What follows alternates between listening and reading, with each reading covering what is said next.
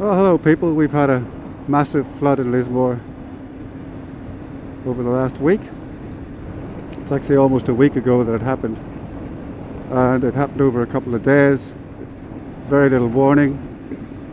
The forecast from the Bureau of Meteorology fell fairly well short of the rain that happened, and Lismore got totally devastated. Now, because I work support for the emergency services, I've been busy for 5 days, 12-hour shifts all in a row. Haven't had time to even see the town myself. Our friend who bought me these handlebars, I mentioned in one of my uploads, got completely flooded out of his house. Wasn't expecting it either. He lives on this side of the levee. His floor is above the 1974 flood level, which is what people expect is about the highest it should get. And he was on the phone to wifey quite a lot after the levee went over, and at one point he was saying it's halfway up the steps to the house, and then he said a couple of hours later it's in the house, but I'm in my gumboots walking around. About an hour later it was up to his waist.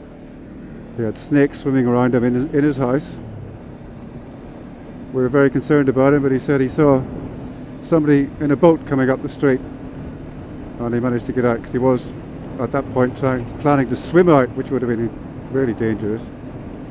I'm glad he didn't have to. And anyway, we've got a spare room. He's staying with us until his house gets sorted out. In the meantime, he's downtown helping people clean out their shops. He's such a good guy, he really is. It's just been a chaotic time for everyone. A very sad time for a lot of people. Thankfully, in the whole floods of Queensland and New South Wales that happened, there have been mercifully few fatalities, because at one point the emergency services couldn't even get to most of the people who wanted to be rescued, and it was looking very, very scary. So my heart absolutely goes out to those people who have lost a family member or two, and but I am grateful it wasn't more. On the other hand, damage to property, this whole flat bit we're about to go down into is completely flooded. And you'll see examples of people throwing out all their stuff in a minute. A lot of it's been cleaned up already.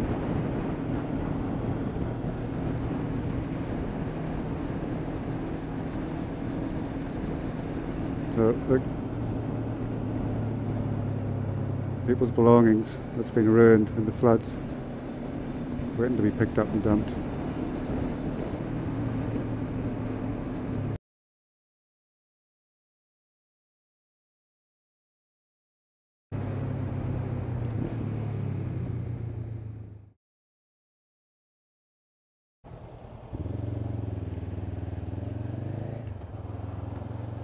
We're starting to get into some of the area that was worst affected.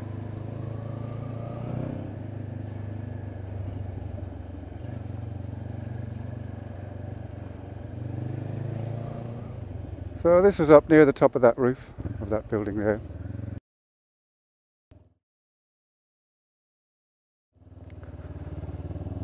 And our friend lives along here.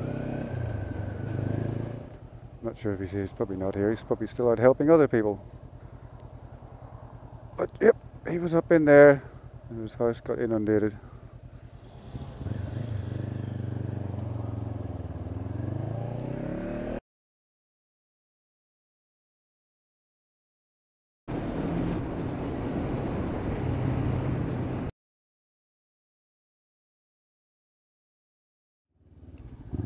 So this is the levee.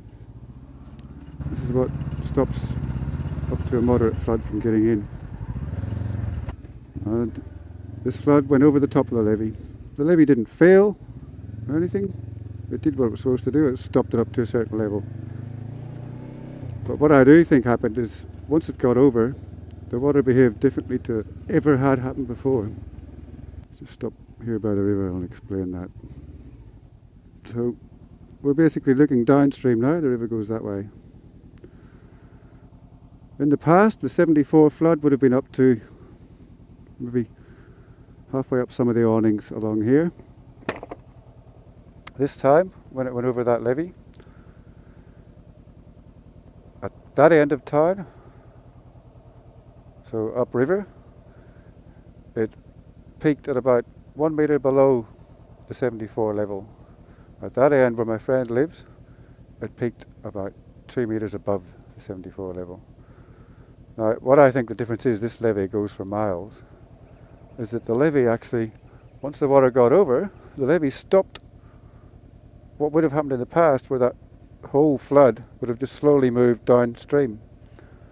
It trapped it in town, basically, and made it, I think, worse for people on the downstream end of town.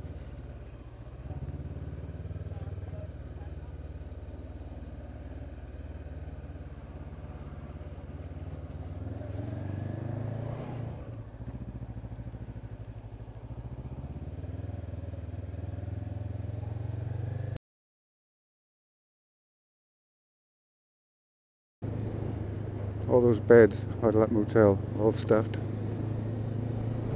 And one of the saddest things I've been hearing is that a lot of the businesses that lost everything have said they're not going to open the doors again.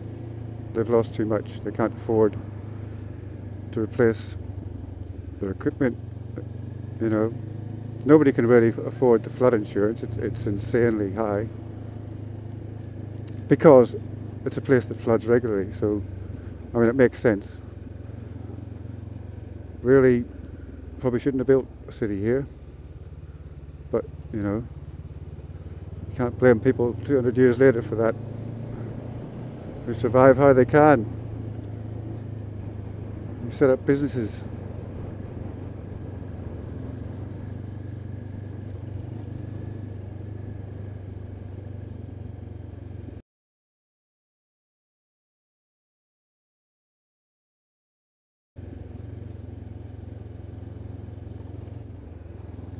That service station on the right with the red roof, the water was up to just the bottom of that roof. All of this was a giant river.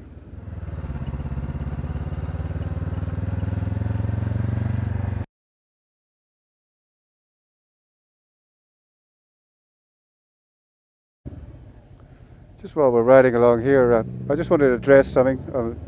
I mentioned my work with the SES, which I have mentioned a few times. And a few people tell me I'm a hero and all that. I'm not one of the heroes. There are lots of heroes.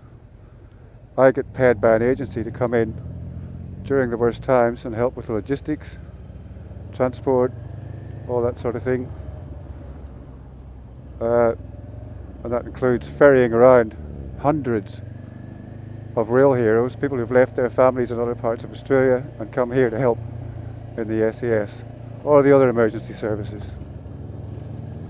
They really are heroes. I mean, I've been so impressed by, I've seen how they've operated, I've seen how they've been frustrated by the logistics of the whole thing, how hard it was for anybody to organise so many people to come here when roads were blocked, airports were closed. And yet all these volunteers, they just put up with it. Their attitudes were fantastic. I took a crew back to the airport who'd come from South Australia, and they had had a terrible time. They'd got stuck, not able to get here, not able to help. They were trained flood rescue people. And they ended up, after the flood, they finally got here and they got sent out in the streets to do community relation stuff. And when I was driving them back to the airport, they were all talking about how they thought they could have done a better job of that, you know, of their community relation work, and rather than being negative about, oh, how could we be sent to do that, you know, we're trained for better things or whatever, their attitude was so cool. They were all saying, okay, look, I think we should put in for training and community relations stuff, and so we can do this better next time if it happens. Like, how awesome was that? So I've got huge admiration for the people that I'm working alongside. There's the car park underwater still. I really do. They're amazing people. But yeah, please don't call me a hero. I obviously do my best to help, but I'm getting paid. I'm paid support. And now we're heading to the downstream end again. Now we're going to go back over the bridge, which was completely cut off. There was actually vehicles parked on the bridge to escape the floods. That's the levee. I'm going to take you around the levee actually again. This Volkswagen on top of this roof was just sitting on the roof. The water was up to that roof. So yeah, this here is more of the levee wall.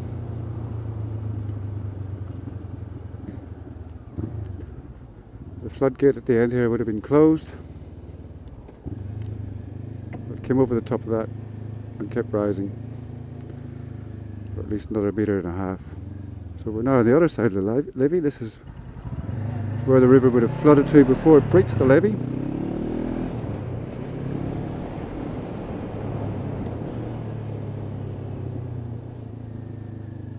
Now we're riding over the top of the levee.